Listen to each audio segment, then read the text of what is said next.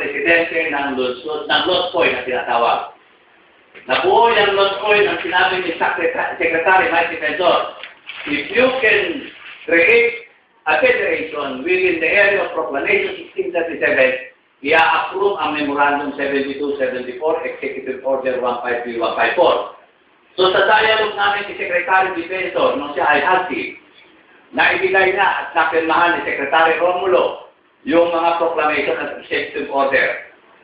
So nung kami ay umaakin na rin ako ng tinatawag congressional hearing, buhay si Alice Taubon, Atty. Alice Taubon ng DNR. Siya ang nagbigay na matibay ang papel ng proclamation. Subalit nung ako'y lumaban dito sa proclamation, isa-shortcut ko na, natatalo tayo sa tinatawag subject to private right. Naintindihan yung subject to private right. Yun yung titulo. Hanggat nagkaroon ako ng contempt of court dahil kung sinabihan ako ng judge, I will not name those judge.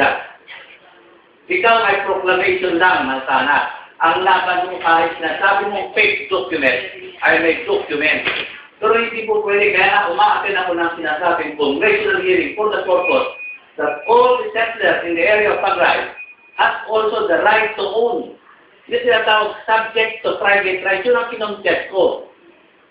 Nang nagkaroon kami ng debate sa court, nasa court, ngayon ang kaso ng Pagray, para maraman yung lahat, ay nasa court of appeal.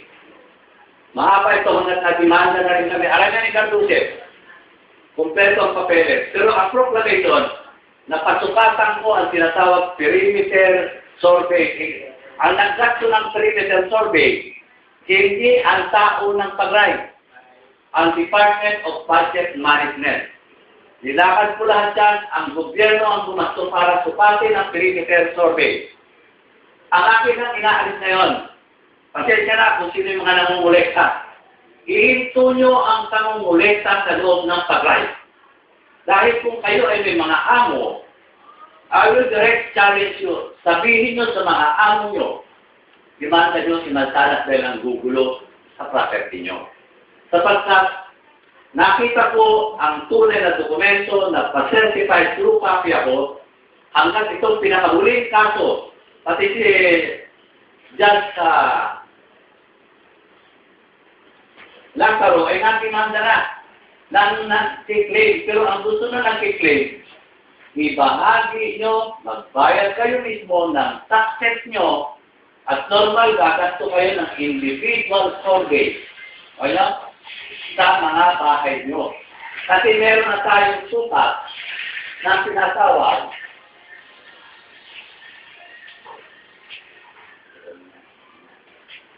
Meron na tayong sukat na ang binigay ng DNR nung ako'y nakikipag-dialogue sa Congress, 138 hectares.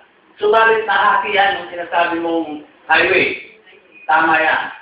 So, nangyari 113 hectares ang kasalukuyang in-approve ng DNR with Memorandum Order of Hardship. Order ng Malacanang yan na lahat ng titulo na nakakaloob sa loob ng 113 hectares is subject for cancellation. Yung mga, kung gusto nyo rin ma-verify, sinasabi ko na sa inyo, pumunta kayo sa Department of Justice, nandun yung final ko for cancellation ng lahat na nagsasabi may titulo sa Pagray.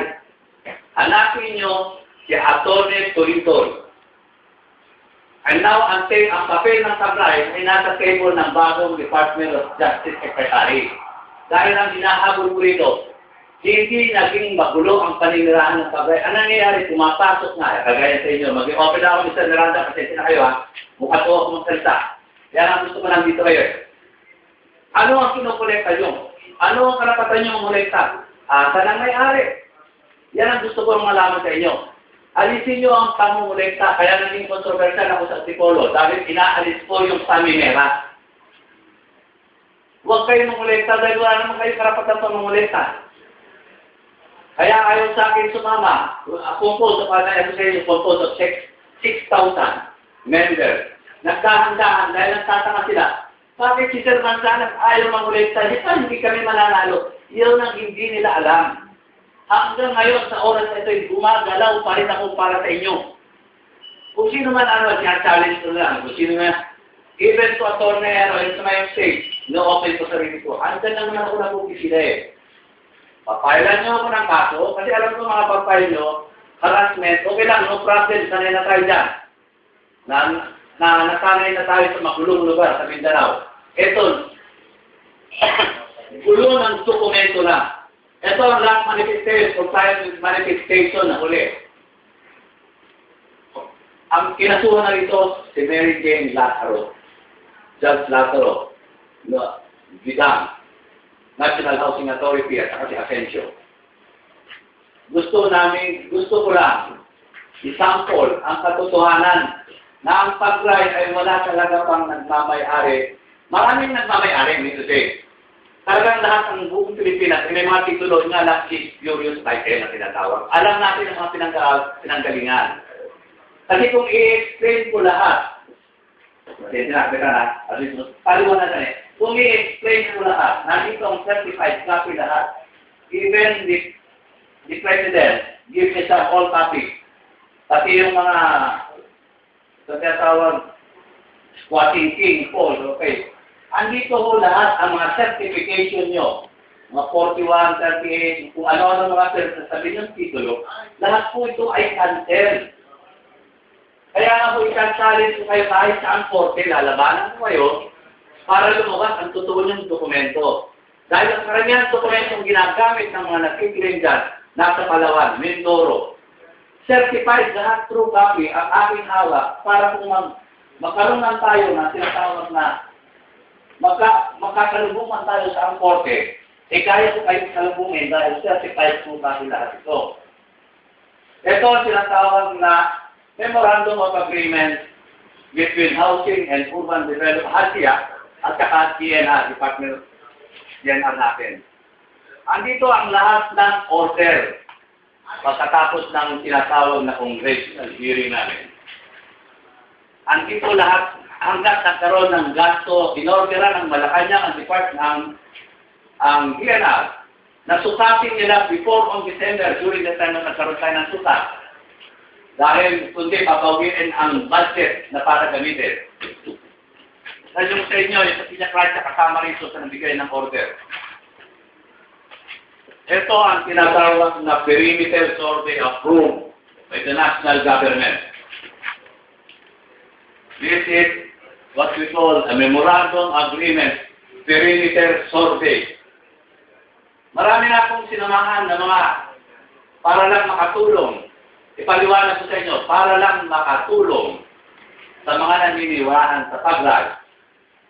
Kung nakikilala nyo yung Henry Rodriguez ng Kirwan Daspor, nakipagsama ako dyan, bumuo kami ng company profile, ako ang presidente, upang maisalba ko lang ang mga naninirahang maliliit sa pag-ride. Nakita ko na kailangan pa bang mahabo hanggang si Judge Bagalakta ng Bicol. Nagkaharap kami.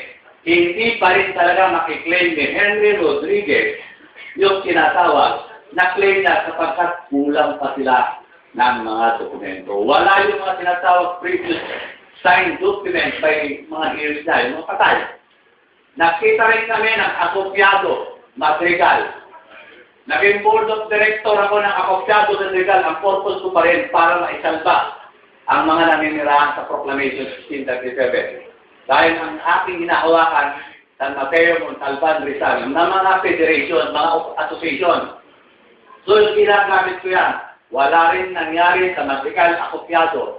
Pumasok itong Talyano, Tatay Eli.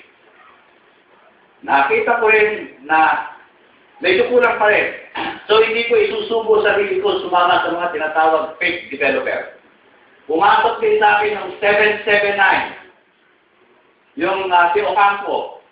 Ako ay kumpletong papeles. Meron akong i-witness, isa nating dating opisyalis ng barangay, na ako ay pumasto ng 779 personal na pera para lang isalba ulit. Dahil nandiyan ako, nakapapahiya ako eh. Nakatira ka sa isang lugar na hindi mo kayang depensahan, lumayas ka. Kaya tumipensa ako hanggang ngayon sa kinatatayuan ko hanggang oras. Hanggang dumating ang